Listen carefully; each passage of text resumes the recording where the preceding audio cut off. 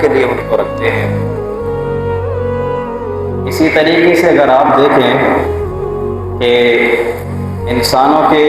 گھروں کے اندر بہت ساری اس طرح کی پینٹنگ اور اس طرح کی تصاویر ہوتی ہیں جن میں مکانات ہوتے ہیں، درخت ہوتے ہیں،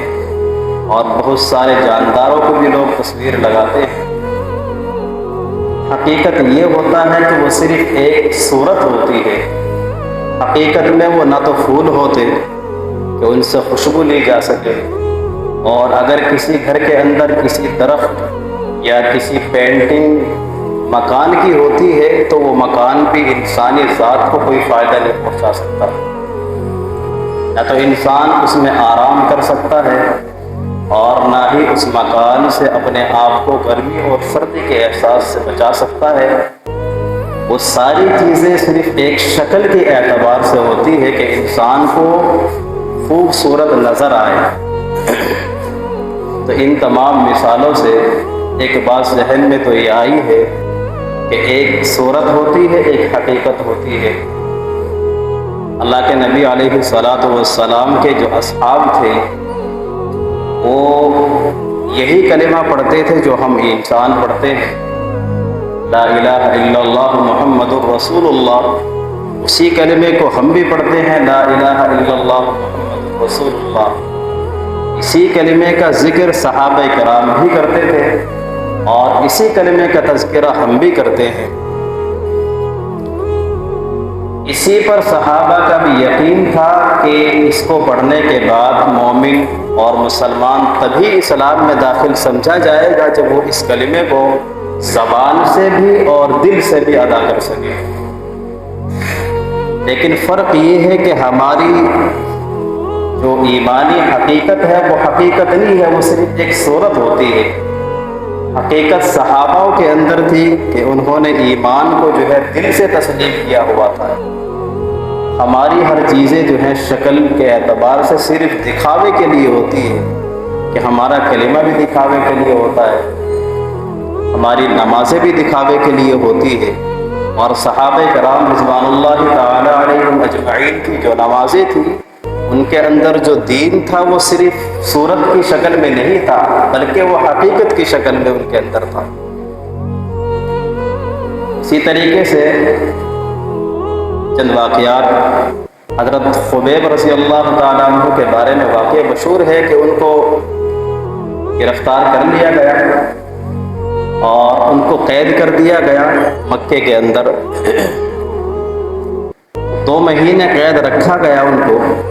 کیونکہ کفار کے یہاں یہ مشہور تھا کہ ان کے یہاں پر کچھ ایام ایسے تھے جن میں وہ قتل و غارت وغیرہ سے احتیاط کرتے تھے۔ تو 2 مہینے گزرنے کے بعد ان سے کہا کہ آپ کو جو ہے قتل کر دیا جائے گا، اور یہ واقعہ وہ عورت بیان کرتی ہے کہ جس کے گھر میں ان کو قید کر کے رکھا گیا تھا۔ ایمان لانے کے بعد وہ کہتی ہے کہ میں نے خبیب جیسا خوبصورت قیدی زندگی میں کبھی نہیں دیکھا ہے، کہ وہ میرے گھر کے اندر قید تھا، صحابی رسول تھے وہ، اور کفار نے ان کو اس وجہ سے قید کیا تھا کہ تم نے محمد صلی اللہ علیہ وسلم کی ذات پر اور ان کے کہنے پر اسلام میں اور ایمان میں کیوں کر داخل ہوئے۔ وہ کہتی ہیں عورت فاطمہ ان کا نام تھا کہ میں نے ایک دفعہ دیکھا کہ وہ انگور کھا رہے ہیں، جبکہ مکے کے اندر کوئی انگور کا سیزن بھی نہیں تھا اور گھر میں کوئی آ بھی نہیں سکتا تھا قیدی کے پاس، اور خود ان کو قید کر رکھا تھا تو وہ گھر سے باہر جا بھی نہیں سکتے تھے۔ تو عورت کہتی ہے کہ میں نے حضرت خبیب رضی اللہ عنہ سے معلوم کیا کہ یہ انگور کہاں سے آئے ہیں۔ انہوں نے کہا کہ من اللہ تبارک و تعالیٰ کی طرف سے آئے ہیں۔ کہا کہ یہ تو کوئی سیزن بھی نہیں ہے۔ انہوں نے کہا کہ اگر اللہ تبارک و تعالیٰ حضرت عیسیٰ علیہ السلام کی والدہ حضرت مریم علیہ السلام کو بیت المقدس کے کمرے کے اندر یا حجرے کے اندر پھل کھلا سکتا ہے تو کیا وہ اللہ محمد صلی اللہ علیہ وسلم کے ایک غلام کو پھل نہیں کھلا سکتا؟ وہ کہتی ہے کہ انہوں نے مجھ سے کہا کہ مجھے بستری کی ضرورت ہے، صحابی نے کہ مجھے کل قتل کر دیا جائے گا اور نعوذ باللہ کے کس انداز سے مجھے قتل کیا جائے اور کیا کیا میرے ساتھ معاملہ پیش کیا جائے، تو اس سے پہلے میں نے جو بال وغیرہ وہ صفائی کر لیتا ہوں، داڑھی وغیرہ جو بھی کچھ کہ جیسے ہی میں بال بنا رہا تھا تو میرا جو بیٹا ہے وہ کھیلتا ہوا ان صحابی کے پاس چلا گیا۔ مجھے یہ خطرہ ہوا کہ یہ صحابی ہیں، اس وقت تو میں اسلام میں داخل نہیں ہوئی تھی، لیکن میرے ذہن میں یہ بات آئی کہ تو قید کر رکھا ہے، کہیں ایسا نہ ہو کہ یہ میرے بچے کو پکڑ لے اور یہ آزادی کے لیے کہے کہ پہلے مجھے رہا کرو تو میں اس کے بعد جو ہے آپ کے بچے کو رہا کروں۔ میرا بچہ جب کھیلتا ہوا ان کے پاس پہنچا تو انہوں نے گود میں بیٹھا لیا اس کو۔ وہ کہتے ہیں کہ انہوں نے میرے چہرے کی طرف دیکھا کہ میرے چہرے پر ایک خوف تھا کہ کہیں ایسا نہ ہو کہ میرے بیٹے کو قتل کر دیں اس بدلے میں تاکہ تم مجھے آزاد کر دو۔ تو حضرت خبیب رضی اللہ تعالیٰ عنہ کے بارے میں وہ کہتی ہے کہ انہوں نے کہا کہ آپ گھبرائے نہیں، ہمارے نبی نے ہماری اس طریقے سے اصلاح کی ہے کہ کسی بھی جنگ میں کسی بچے کو، کسی بوڑھے کو، کسی عورت کو، یا کسی بھی ایسی چیز کو جس سے عوام کو فائدہ پہنچتا ہو اس کو قتل کرنے سے، اس کو کاٹنے سے منع کیا ہے۔ انہوں نے کہا کہ ہم آپ کو ایک شرط پر رہا کر سکتے ہیں کہ آپ کے بدلے اگر نبی علیہ السلام کو اگر آپ اجازت دیں تو آپ کے بدلے ان کو قتل کر دیں گے، آپ کو چھوڑ دیں گے، آپ کو رہا کر دیا جائے گا۔ صاحب بھی کہتے ہیں کہ آپ تو قتل کی بات کر رہے ہیں، میرا جسم اور میرا دل تو یہ بھی گوارا نہیں کرتا کہ نبی علیہ السلام کے پیر میں کوئی کانٹا بھی چھبے، اسی لیے تو میں قربانی دینے کے لیے تیار ہوں کہ نبی صلی اللہ علیہ وسلم کو کسی بھی طریقے کی کوئی پریشانی اور ایذا نہ پہنچائی جا سکے۔ یہ حقیقت تھی ایمان کی۔ تو صحابہ کے اندر جو ایمان تھا وہ حقیقت ایمان میں اصل ایمان ان کے دلوں کے اندر تھا۔ ہمارے اندر جو ایمان ہے وہ اصل میں حقیقت میں ایمان نہیں ہے، وہ ایمان کی ایک شکل ہے، ایک صورت ہے جس کو ہم نے بنا رکھا ہے۔ اسی طریقے سے ایک اور واقعہ بڑا مشہور ہے، حضرت ابو طلحہ رضی اللہ تعالی عنہ کا، بڑے جلیل القدر صحابی ہیں۔ ان کے بارے میں لکھا ہے کہ وہ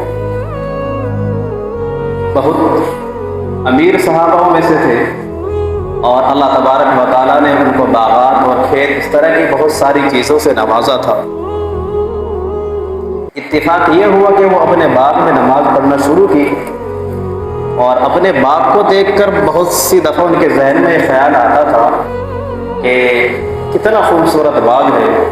اور کس طریقے سے انہوں نے اس کو سجایا تھا کہ انگور کی جو بیلیں تھی اس طریقے سے انہوں نے درخت پر اس کو چڑھایا تھا کہ اگر کوئی پرندہ بھی جو ہے باغ کے اندر داخل ہو جائے تو اس سے نکل نہیں سکتا تھا۔ تو انہوں نے نماز کی نیت باندھی، نماز پڑھ رہے تھے اور ذہن میں یہ خیال بھی تھا، تو نماز پڑھتے پڑھتے کوئی پرندہ جو ہے اندر داخل ہو گیا باغ میں، تو وہ دیکھنے لگے نماز میں، ان کا ذہن جو ہے وہ نماز میں تقسیم ہو گیا، وہ دیکھ رہے کہ ایک پرندہ ہے اور ذہن میں یہ خیال بھی آ رہا ہے کہ اللہ تعالیٰ نے جو ہے مجھے کس خوبصورت باغ سے نوازا ہے کہ اس کے اندر اتنے گھنے درخت ہیں کہ اگر کوئی پرندہ بھی داخل ہو جائے تو وہ اس سے نکل نہیں سکتا۔ وہ بات یہ فخری یہ کہہ رہے ہیں اپنے آپ سے، لیکن جیسے ہی وہ نماز سے فارغ ہوئے اور انہوں نے سلام پھیرا تو اللہ تبارک و تعالیٰ کی طرف سے ان کے ذہن میں فوراً بات آ گئی اور وہ کھڑے ہوئے وہاں سے باغ سے نکلے ہیں اور نبی علیہ السلام کی خدمت میں پہنچے ہیں اور کہا ہے کہ میں آپ کو، آپ کے ہاتھ پر میرا جو باغ ہے میں اس کو اللہ تبارک و تعالیٰ کے راستے میں صدقہ کرتا ہوں۔ میں ایسی دولت کو یا ایسے باغ کو اپنے پاس رکھنا نہیں چاہتا جو اللہ تبارک و تعالیٰ کی یاد سے مجھے غافل کرنے کا ذریعہ بن جائے۔ یعنی ایک پرندہ اس میں گھسا ہے، میں نماز کی حالت میں تھا تو میرا دل یہ گوارا نہیں کرتا میں اللہ تبارک و تعالیٰ کے سامنے ہاتھ باندھ کر کھڑا رہوں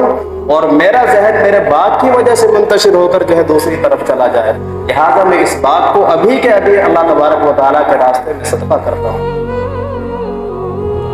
آپ اندازہ لگائیں کہ آپ ہم اور ہمارا حال دیکھیں کہ اگر ہم نے کسی کی زمین کو دبا رکھا ہے تو اس کو چھوڑنے کا ہمارے یہاں نام نہیں ہے، اگر کسی کا قرضہ لے کے ہم بیٹھے ہیں تو اس کو دینے کے لیے تیار نہیں ہے، اور اگر کسی کے مکان دکان پہ ان ساری چیزوں پہ قبضہ ہم نے کر رکھا ہے تو اس کو کوئی چھڑانے والا بھی نہیں۔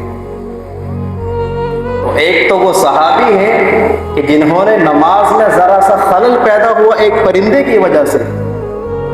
انہوں نے اللہ تبارک و تعالیٰ کے راستے میں فوراً جو ہے اپنے اس باغ کو صدقہ کر دیا۔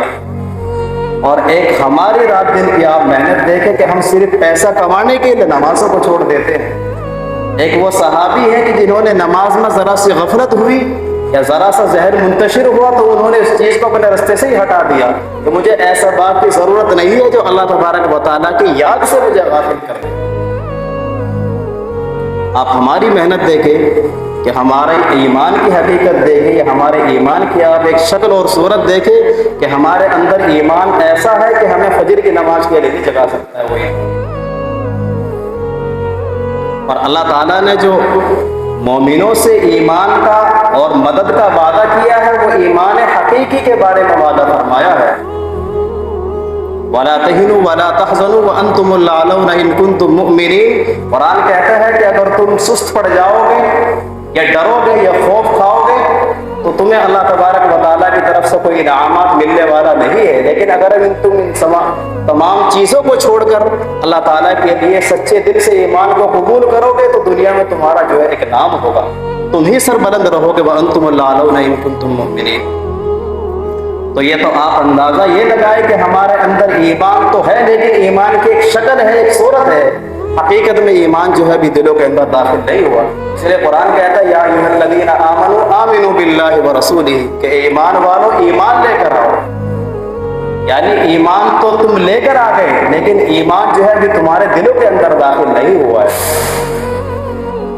تم تو اسلام میں داخل ہو چکے ہو لیکن تم نے اپنی ذات کے اندر ابھی اسلام کو اور ایمان کو داخل نہیں کیا، اور جب تک تم اپنی ذات کے اندر مومن نہیں کہلا سکو گے، اپنے دل کے اندر ایمان کی شمع کو روشن نہیں کر سکو گے تو دنیا میں اسی طریقے سے خوار رہو گے۔ قرآن کہتا ہے وعد اللہ الذین آمنوا وعملوا الصالحات لیستخلفنہم فی الارض۔ اللہ تبارک و تعالیٰ مومنوں سے وعدہ کرتا ہے کہ اگر تم ایمان کے اور یقین کے ساتھ میری ذات پر بھروسہ کر کے رہو گے تو لَيَسْتَخْلِفَنَّهُمْ فِي الْأَرْضِ، تمام دنیا کی بادشاہت میں تمہارے قدموں میں ڈال دوں گا۔ شرط یہ ہے کہ تمہارے اندر ایمان وہ ہو جس کو حقیقی ایمان کہا جاتا ہے، جو واقعی میں ایمان ہوتا ہے۔ شکل و صورت کو انسان اگر سنوار لے تو اس کو ایمان نہیں کہا جاتا۔ اس کے بارے میں تو قرآن نے بیان کیا ہے کہ بہت سارے منافقین ایسے تھے جو اللہ کے نبی صلی اللہ علیہ وسلم کی محفلوں میں اور مجلسوں میں ایسے بیٹھتے تھے جیسے کوئی تنا یا درخت کا کوئی پیڑ بیٹھا ہو یا کھڑا ہو۔ وَإِن يَقُولُوا تَسْمَعْ لِقَوْلِهِمْ كَأَنَّهُمْ خُشُبٌ مُّسَنَّدَةٌ، یعنی اللہ کے نبی صلی اللہ علیہ وسلم جب ان سے کوئی بات دین کی کرتے تھے تو وہ ایسے ہو جاتے تھے کہ جیسے یہ انسان نہیں ہے، کوئی لکڑی کا تنا کھڑا ہوا ہے، لیکن دلوں کے اندر ان کے ایمان داخل نہیں ہوا تو منافقت بری ہوئی تھی۔ تو اگر ہمارے ذہن میں یہ بات ہے کہ ہم نے شکل و صورت ایمان والوں کی بنا رکھی ہے تو اس پر ہی اللہ تعالیٰ ہماری بخشش کا جو ہے سبب بنا دے گا، ایسا بہت مشکل ہے۔ پھر تو ان صحاباؤں کی جنہوں نے ساری زندگی قربانیوں سے گزار دی ہے، جن کی ساری زندگی قربانیوں سے بھری پڑی ہے، تو اگر ان کو یہ ساری چیزیں تو ان کو بھی معلوم تھی کہ وہ بھی شکل بنا کے پھر جو ہے اسلام میں داخل ہو جاتے، کیا ضرورت تھی ان کو کہ اپنی تمام جائیداد کو، تمام زندگی کو اللہ تبارک و تعالیٰ کے لیے وقف کر دیا۔ ہمارے یہاں تو یہ بڑا آسان ہے کہ انسان جو ہے ایک شکل بنا لے، صورت بنا لے، اور ذہن میں اس کے چاہے کچھ بھی رہے۔ علماء کہتے ہیں کہ اکثر عوام کا یہ حال ہے کہ وہ اماموں کو، علماء کو پکڑ پکڑ کر مسئلے دریافت کرتی رہتی ہے کہ جی اگر آپ نے یہ کیا ہے تو نماز ہوئی یا نہیں ہوئی، اگر انسان سے یہ غلطی ہو گئی ہے تو اس کی نماز ہوئی یا نہیں ہوئی، اگر نماز میں اس نے فرض ارکان کو چھوڑ دیا ہے تو